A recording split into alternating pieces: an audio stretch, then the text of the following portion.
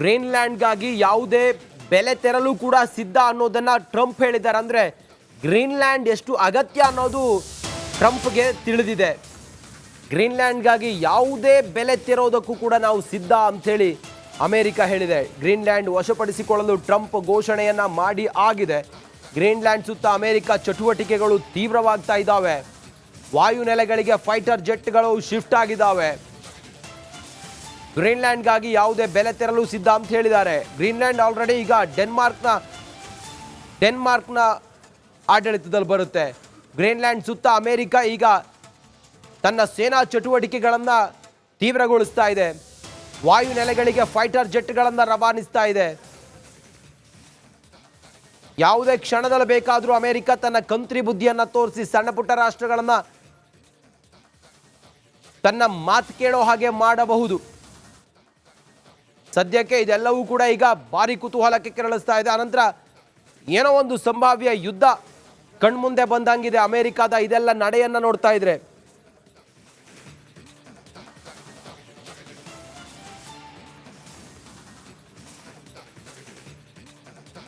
ಒಂದು ಕಡೆಯಲ್ಲಿ ಇರಾನ್ ಮೇಲೆ ಅಮೆರಿಕ ಕಣ್ಣಿಟ್ಟಿದೆ. ಇರಾನ್ ಮೇಲೆ ಕಣ್ಣಿಟ್ಟು ಅಲ್ಲಿ ಖಮೇನಿ ಸರ್ಕಾರದ ವಿರುದ್ಧ ನಡೀತಾ ಇರುವಂಥ ಅಂತರ್ ಯುದ್ಧ ಇತ್ತಲ್ಲ, ಅಲ್ಲಿ ಸಾವಿರಾರು ಜನ ಮಾರಣ ಹೋಮ ಆಗ್ತಾ ಇದ್ರೆ, ಮೃತ್ಯು ದಂಡವನ್ನ ಕೆಲವರನ್ನ ಗಲ್ಲಿಗೇರಿಸ್ತಾ ಇದ್ದಾರೆ ಅಲ್ಲಿನ ಸರ್ಕಾರ. ಹೀಗೆಲ್ಲ ಇರುವಾಗ ಅಮೆರಿಕ ಟ್ರಂಪ್ ಎಚ್ಚರಿಕೆಯನ್ನ ಕೊಟ್ಟಿದ್ರು ಖಮೇನಿಗೆ.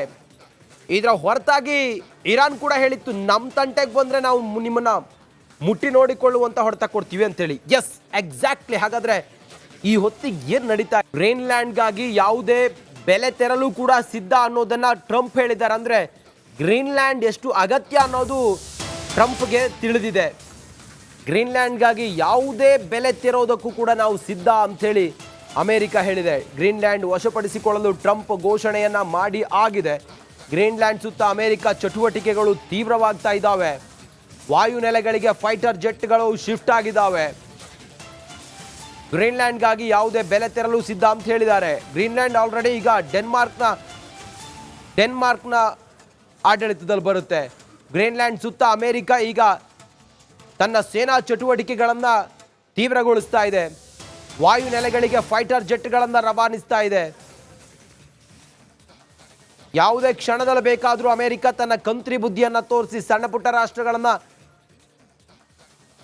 ತನ್ನ ಮಾತು ಕೇಳೋ ಹಾಗೆ ಮಾಡಬಹುದು. ಸದ್ಯಕ್ಕೆ ಇದೆಲ್ಲವೂ ಕೂಡ ಈಗ ಭಾರಿ ಕುತೂಹಲಕ್ಕೆ ಕೆರಳಿಸ್ತಾ ಇದೆ. ಅನಂತರ ಏನೋ ಒಂದು ಸಂಭಾವ್ಯ ಯುದ್ಧ ಕಣ್ಮುಂದೆ ಬಂದಂಗಿದೆ ಅಮೆರಿಕದ ಇದೆಲ್ಲ ನಡೆಯನ್ನ ನೋಡ್ತಾ ಇದ್ರೆ.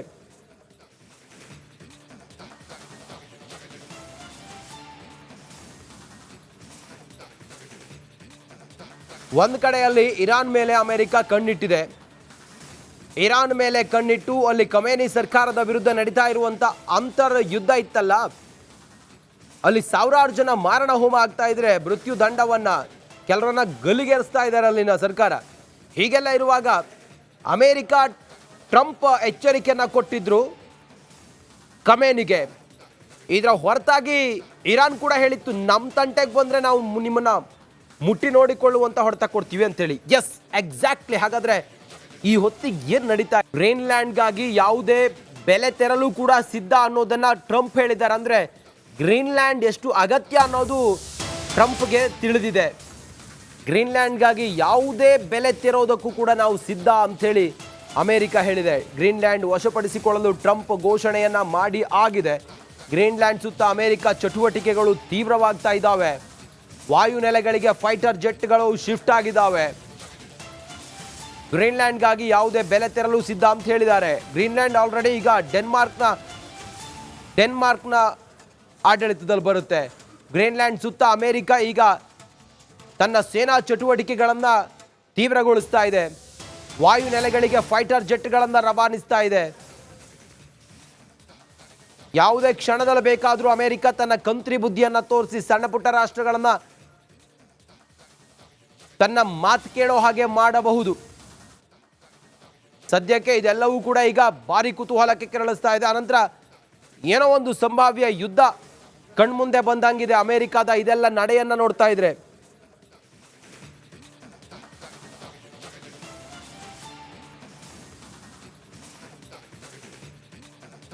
ಒಂದು ಕಡೆಯಲ್ಲಿ ಇರಾನ್ ಮೇಲೆ ಅಮೆರಿಕ ಕಣ್ಣಿಟ್ಟಿದೆ. ಇರಾನ್ ಮೇಲೆ ಕಣ್ಣಿಟ್ಟು ಅಲ್ಲಿ ಖಮೇನಿ ಸರ್ಕಾರದ ವಿರುದ್ಧ ನಡೀತಾ ಇರುವಂಥ ಅಂತರ್ ಯುದ್ಧ ಇತ್ತಲ್ಲ, ಅಲ್ಲಿ ಸಾವಿರಾರು ಜನ ಮಾರಣ ಹೋಮ ಆಗ್ತಾ ಇದ್ರೆ, ಮೃತ್ಯು ದಂಡವನ್ನು ಕೆಲವರನ್ನ ಗಲ್ಲಿಗೇರಿಸ್ತಾ ಇದ್ದಾರೆ ಅಲ್ಲಿನ ಸರ್ಕಾರ.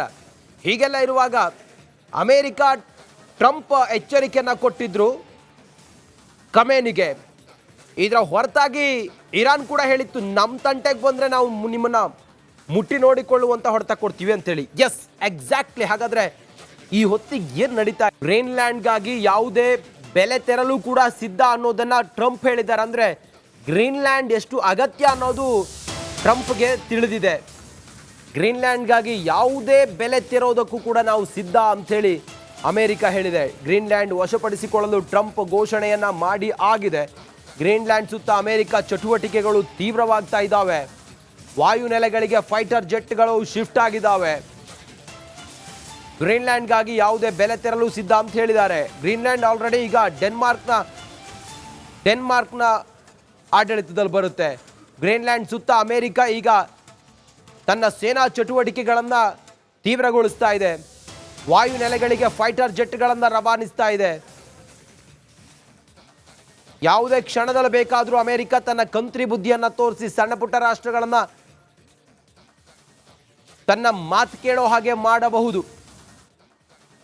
ಸದ್ಯಕ್ಕೆ ಇದೆಲ್ಲವೂ ಕೂಡ ಈಗ ಭಾರಿ ಕುತೂಹಲಕ್ಕೆ ಕೆರಳಿಸ್ತಾ ಇದೆ. ಅನಂತರ ಏನೋ ಒಂದು ಸಂಭಾವ್ಯ ಯುದ್ಧ ಕಣ್ಮುಂದೆ ಬಂದಂಗಿದೆ ಅಮೆರಿಕದ ಇದೆಲ್ಲ ನಡೆಯನ್ನು ನೋಡ್ತಾ ಇದ್ರೆ.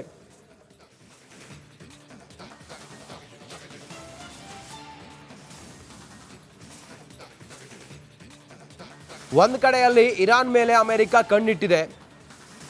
ಇರಾನ್ ಮೇಲೆ ಕಣ್ಣಿಟ್ಟು ಅಲ್ಲಿ ಖಮೇನಿ ಸರ್ಕಾರದ ವಿರುದ್ಧ ನಡೀತಾ ಇರುವಂಥ ಅಂತರ್ ಯುದ್ಧ ಇತ್ತಲ್ಲ, ಅಲ್ಲಿ ಸಾವಿರಾರು ಜನ ಮಾರಣ ಹೋಮ ಆಗ್ತಾ ಇದ್ರೆ, ಮೃತ್ಯು ದಂಡವನ್ನು ಕೆಲವರನ್ನ ಗಲ್ಲಿಗೇರಿಸ್ತಾ ಇದ್ದಾರೆ ಅಲ್ಲಿನ ಸರ್ಕಾರ.